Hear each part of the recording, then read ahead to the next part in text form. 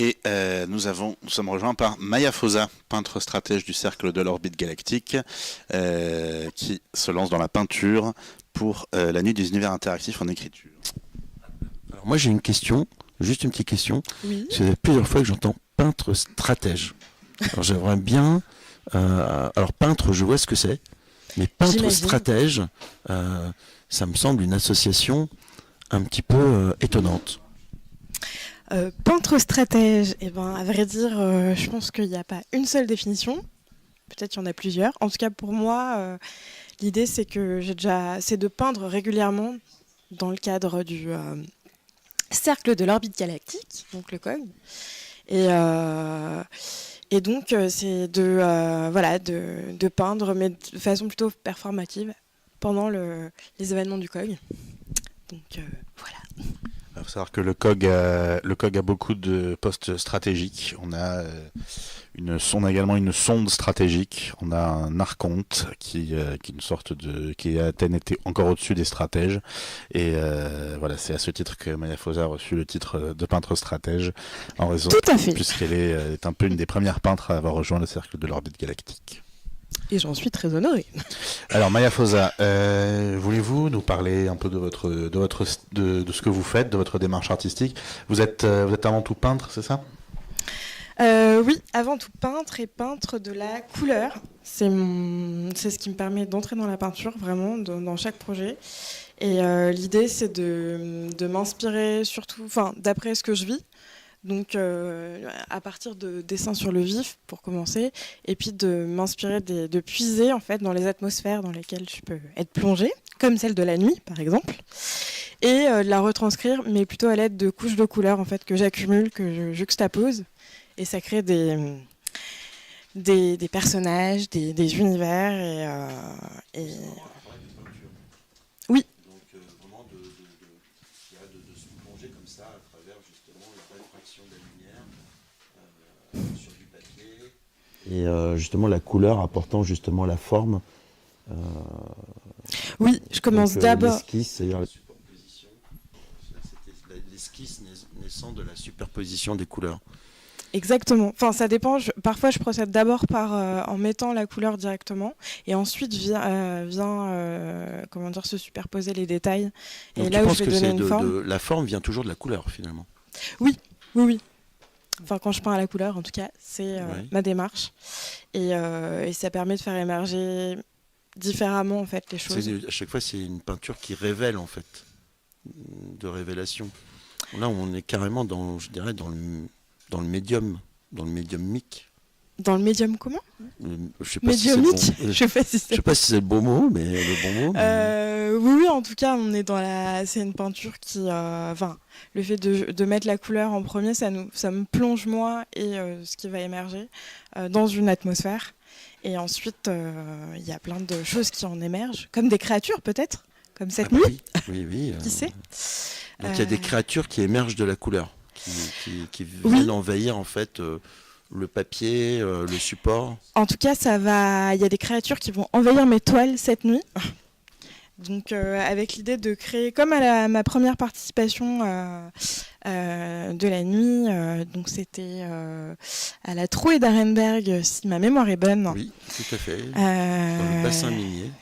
Exactement, où tu participais également, il me semble. Oui, je me souviens que j'étais là-haut. Voilà, là-haut, c'est le cas de le dire. Oui, parce que c'est haut dans le nord de la France. Oui. Voilà. Puis c'était aussi une sorte d'autre dimension, une vraie parenthèse. On parenthèse. était au pays des géants. Complètement. On est au pays des géants parmi ces structures en fait complètement minières qui sont en fait on avait l'impression des petites fourmis, une ancienne mine de charbon avec ses wagonnets. Oui. Et voilà. Et en même temps on était comme ça dans des dimensions en fait dans l'élévation très grande. Et en même temps tout se passe sous terre dans des tunnels, dans des veines. Complètement. Bah, d'ailleurs, c'est un univers qui m'avait inspiré pour les peintures que j'avais réalisées durant la première nuit, justement, où l'idée c'était de reprendre un peu comme les livres, le jeu dont vous êtes le héros, il me semble, qui en fait c'est de créer des sortes de parcours à partir de toiles et de se calquer sur les contraintes que vont avoir cette nuit les participants à la nuit. Donc le masque, si Le masque. la mémoire est bonne. Un musicien punk. Tu connais un musicien punk? En tout cas, c'est possible qu'on en croise un dans mon parcours de toile. Je ne sais pas. Ça dépend quel parcours on emprunte, parce que ça, c'est une ébauche de... je sais pas si on la voit. Oui. Ça, c'est une ébauche de l'idée. En tout cas, le principe, c'est de créer 2 parcours de toile différents. Et en fonction de la créature que vous allez choisir, vous allez découvrir des mondes différents et croiser peut-être un musicien punk. Dans quel parcours, je sais pas. On verra à la fin, à 6h30 du matin. Oui, je me rappelle qu'à Arenberg, tu avais fait la connaissance de Didier Cotier.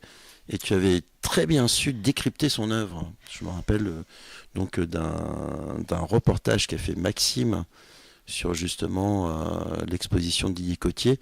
Et donc on présentera aussi dans la soirée une encre qu'a fait Didier Cotier qui va être mise en vente. Et bon, j'espère qu'elle trouvera un acquéreur. Donc Didier Cotier qui a eu plusieurs fois en fait, qui a été primé dans les conventions mondiales de science-fiction, qui est un des artistes majeurs de la science-fiction de nos jours. Plasticien, c'est un plasticien donc. C'est un artiste de la matière. De la matière, oui, vraiment. De la matière. Et je pense qu'il est assez d'accord avec toi. Lui, il a toi, tu es dans la couleur, lui, il est dans la matière, mais c'est dans la matière en fait qu'il essaye de justement que se révèlent des formes. Oui, des formes, une certaine énergie, une tension. Voilà, une certaine énergie, toujours avec du mouvement. Et c'est ce que j'aime en fait dans ce que j'ai vu de ton œuvre, c'est le mouvement. En fait, parce que tu es toujours en mouvement avec la couleur. En mouvement, oui, voilà. Avec la couleur, le temps. Qu'est-ce que tu en penses, Zach ? Oui, moi je pense que j'ai vraiment hâte de voir ça, toute cette diversité de parcours. Est-ce que tu as d'autres inspirations au-delà des contraintes de la nuit ? Pour le parcours de toile dont je viens de parler ? Est-ce que j'ai des inspirations en plus de celle de parler près du micro. Oui, si, j'ai des inspirations.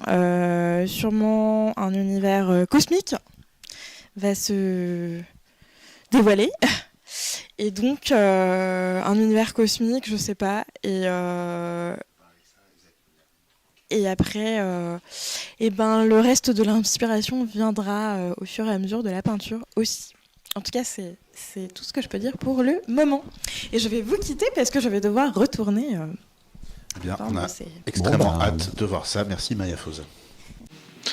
Et la nuit touche bientôt à sa fin. L'aube va bientôt pointer.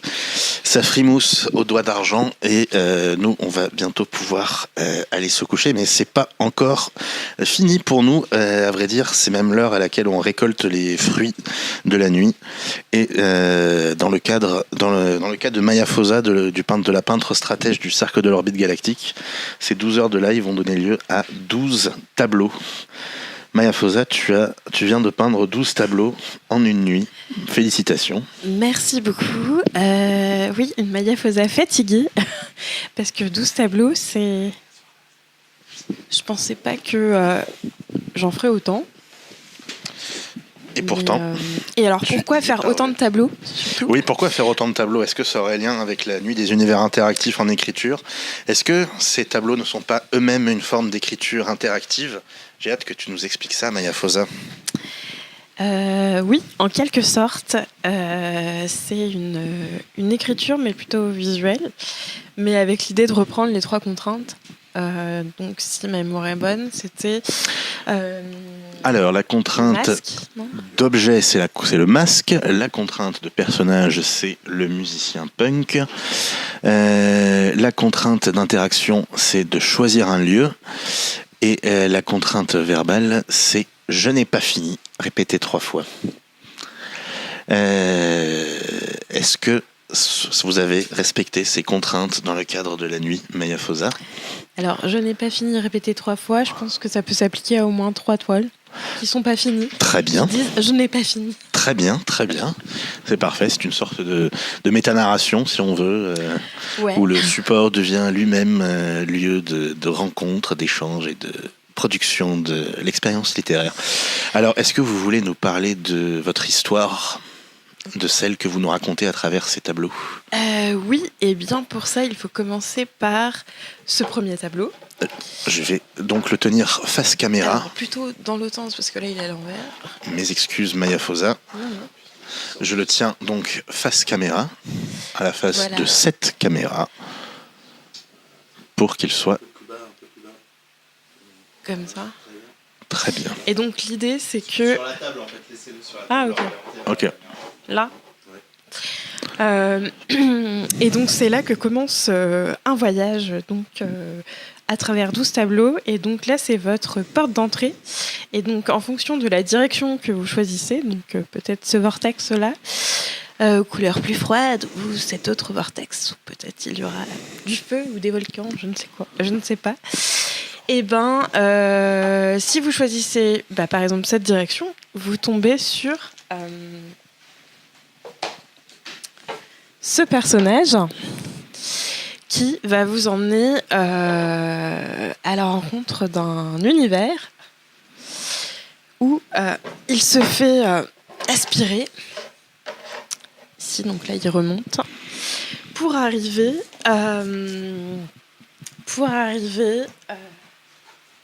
à ces 2 personnages.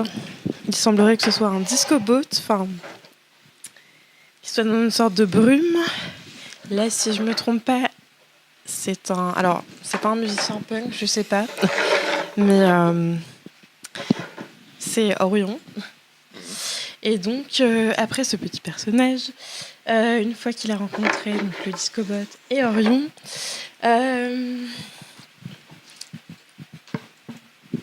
tombe sur l'effet des Nippies. Les Mippies. De Plastic Alien, où il se fait ensorceler et se transforme en dame à macarons avec les Nippies de Plastic Alien, qui font transplaner ce personnage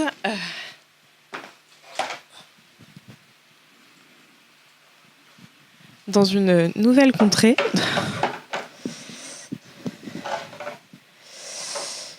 Qui nous amène à rencontrer, pour terminer, non pas Jésus-Christ, mais un certain Zachary Boubi. On s'inspire aussi de la nuit tout court et de ceux qui nous entourent. Oui, donc en fait, ta nouvelle interactive, c'est tout simplement ta participation à la nuit, qui elle-même se fait sous la forme de tableaux, je vois. Tu as réussi à réinventer l'Ouroboros, le serpent qui se mord la queue. Mais que se passe-t-il si on choisit un autre vortex? Ce vortex-là? Ah oui, Eh bien, où est-ce qu'on va? On tombe sur un autre personnage qui n'a pas encore de nom, parce que ce n'est pas fini. Et non, ce n'est pas fini. Vous l'avez bien entendu, elle a bien dit « je n'ai pas fini ». Et Maya Fosa doit maintenant aller de l'autre côté de la table, puisque c'est un autre embranchement qui a été pris, et donc les tableaux sont plus éloignés. Elle va pouvoir les poser sur la table pour vous les montrer.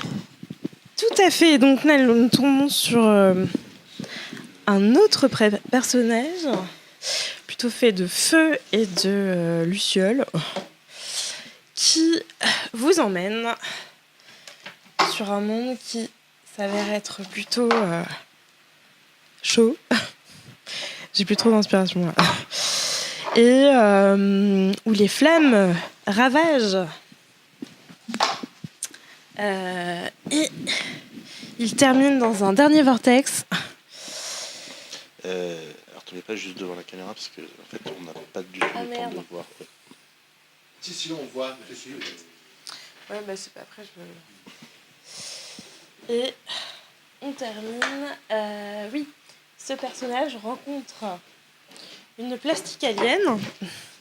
On retrouve donc Plastic Alien. Voilà. Et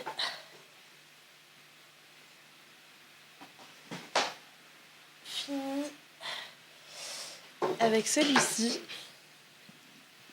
qui est le personnage, mais en entier.